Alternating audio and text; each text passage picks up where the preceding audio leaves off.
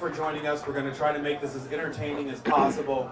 And if not, the DJ will put on the music and I'll start stripping. So I lost my cell phone this morning. We're going to start with that. So Uber and I aren't getting along well. But now that you have that mindless information, we're going to jump into the questions.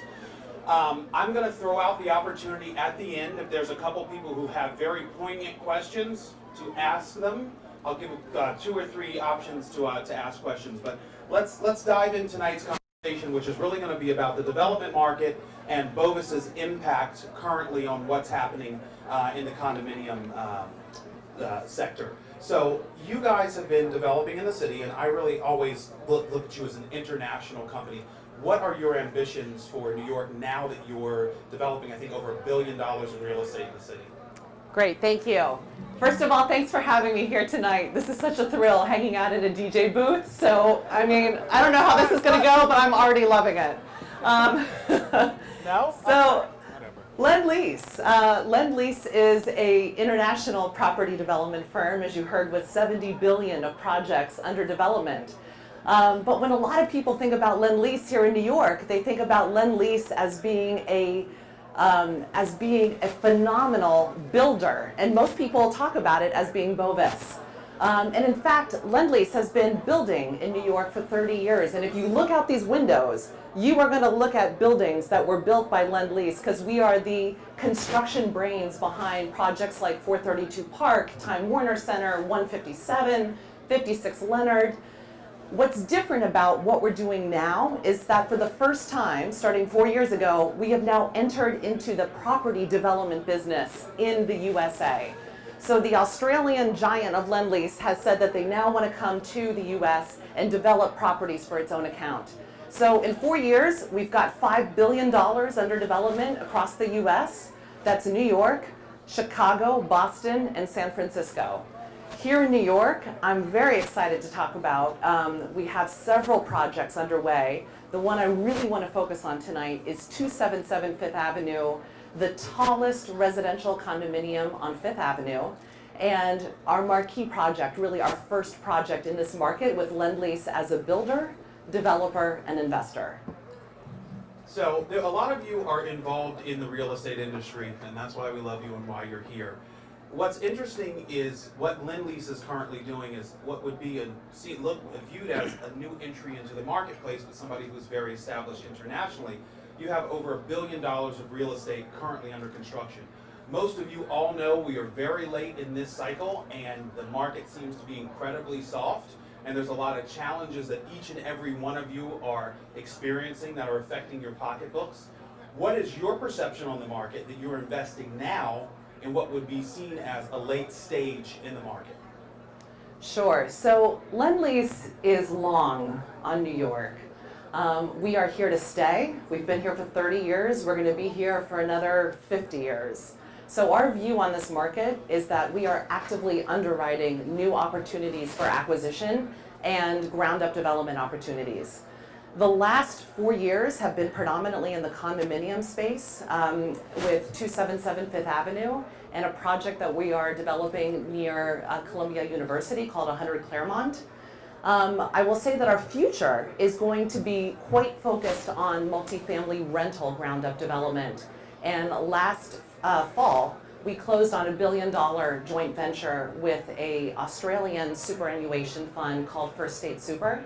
And together, Lendlease and First State, we are going to be dedicating that $1 billion fund to funding ground-up development in our gateway cities in the US. We already have projects in the ground for Chicago and Boston, so New York is a real focus. So when I look out on the horizon, we will continue to underwrite and invest in this market. It's got great fundamentals, and I think a lot of that is going to be ground-up development, Manhattan, Brooklyn, Queens, and beyond. So I think the next point that we should really cover is your success that you've realized at 277 Fifth Avenue. So it's one of the top 5 selling projects for 2018 in a marketplace that we know is incredibly challenging. Can you give us some talking points in how you started, where you are, the challenges that you've met, and why you've been successful? And it's key for the people in the audience because they're underwriters, they are financiers, they're investors themselves, they're potential buyers and sellers. What is your perception on the market? How have you realized success? And how can you help them realize success? That was a good question. Come on. Yeah. Woo! All right. I'm in the DJ booth. Champagne. Okay, never mind. So first of all, I had a chance to meet a bunch of you earlier on, and I hope I have a chance after the remarks to come up and say hi. It's a great, diverse group of people here, and I think that's great, because the truth of the matter is that it takes a village to develop in New York City. When I look at 277 Fifth, we started this project. Every project is like a book. This site, Lendlease partnered with the Victor Group back in 2015 to take what was effectively a 6-lot assemblage and transform it into the 669-foot tall tower that you see on the corner of 5th Avenue and 30th Street today. The process of getting there is it is not inevitable. It takes a lot of hard work, as you all know. I would say this, key milestones are things like getting financing. Key milestones are coming up with a design that we think is really appropriate for the market. And when I think about the value proposition in a crowded market and what put 277 Fifth Avenue on the top of the books, being in the top 5 for 2018, I'll say this, views. We're all enjoying the views here. The views at 277 Fifth Avenue are, we call them observation deck views. They are truly extraordinary. And a lot of people might talk about having great views, but every residence at 277 Fifth is a corner apartment, so the design of the project is really quite unique and special.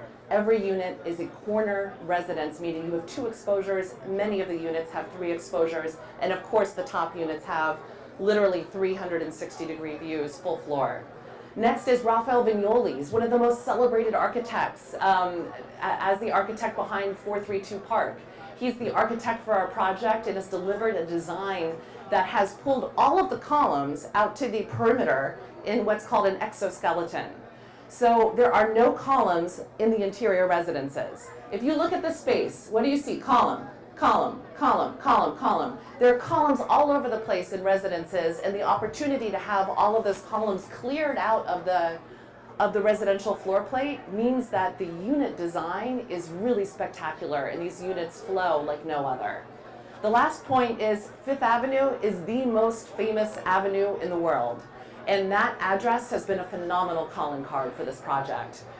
Both locally, domestically, we get a lot of people from New York City that want to upgrade their lifestyle, that want to come to New York City's most famous avenue, and then of course a lot of people across the country and around the world. It is an exceptional building. You all should get there to take a look when you have a chance. I have been there. Very efficient layouts, great light, beautiful. I kind of want to move on, and we have 2 more questions left, and I'll see if the audience has any questions for me. Let's talk tech and disruption. I think this is another key talking point that's important for everyone in the audience, because we're trying to figure out what's innovating the way that we develop the projects that we're developing in this city. You are an international developer. What are you guys looking at? What are you seeing? What do you think are maybe 1 or 2 points that's going to start interrupting the market from a tech standpoint? I love this topic. I want to do an entire DJ booth night just on tech. This is so important. We are at the cusp of real transformation happening finally within the real estate sector, which is really one of the most antiquated sectors. Even though there are some great bright spots and innovation is coming in, there's a lot more that's going to happen, particularly in the space around design and construction. So we build buildings the same way that our grandfathers built buildings. There hasn't been a lot of productivity, there's not a lot of new means and methods, and this is really starting to transform. I'm going to talk about 2 quick trends. Be on the lookout for this. First is modular and prefabrication. This is going to continue to creep its way into New York City, and it's for the better. There's higher craftsmanship, higher environmental sustainability. This is a really important trend. We don't need to build everything on site. We should build them in factory settings where things can have the right kind of quality control and brought to our site. So we can do that for things like bathrooms and kitchens and other types of wall systems. The second, for people that have a purview outside of New York, there's an amazing new trend towards tall timber buildings called cross-laminated timber. Look it up. right now on your phones. It is a really important trend. We don't need to be building with concrete and steel. We can build with wood. It's far more environmentally sustainable. And this is going to be one of those major tech trends that will disrupt the way that we think about construction outside of New York and eventually here in the city too. Go ahead. Just keep the noise down a little bit, guys. In the back. Can you Please. shut the up, Please. please? In the back, now? Before we go to our last question, I've been to these before. You guys are awesome, because I've seen it much worse. Are there any questions before we move to the last kind of wrap question? Oh, tall, young, handsome gentleman. What is your question?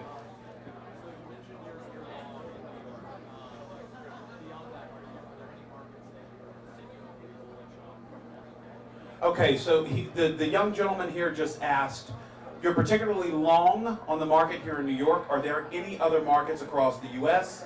you think investors should be looking at from the standpoint of multifamily? Great question. All right, that's a great question. I'm a big believer in an urban future. It will be an urban future. This trend will accelerate. Lendlease is a developer in the gateway cities of the world.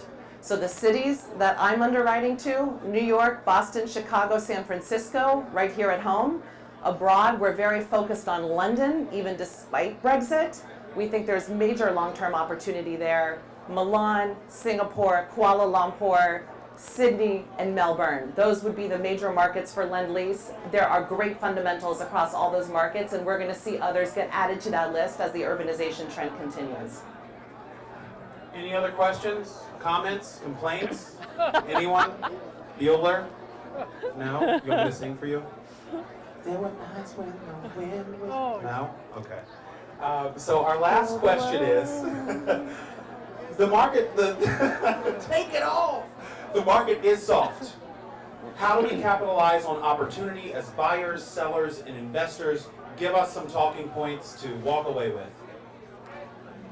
This is a transactional market, so people who are serious about doing deals, I will tell you that owner-developers are also serious about doing deals. So I think this is the right time to strike because people are motivated on both sides of the equation. That's different from what we were seeing 18 months ago or really even 1 year ago when people were sort of questioning what's happening, what's going on out there. People now understand the market that we're operating in. The shift has occurred. And so I have to say this, which is people are real. We're real at 277 Fifth Avenue. We're very transactional. That's how you get into the top 5 selling real estate developments in New York City. And we're going to continue to do deals. And we really believe in our product. So you got to have a great product and you got to know how to meet the market. And we're doing both of those. Awesome. So let's make offers and do deals. Melissa, thank you so much. You're for welcome. this evening. Thank you. Thank you, you guys. You're great. You were amazing. Seriously. You're great. Thank you. Thank you. Thank you, Jared. Thank you, Melissa. We'll see you back here April 9th for the next REDinNYC Thank you. event. Enjoy the rest of the evening. All Thank you right. all.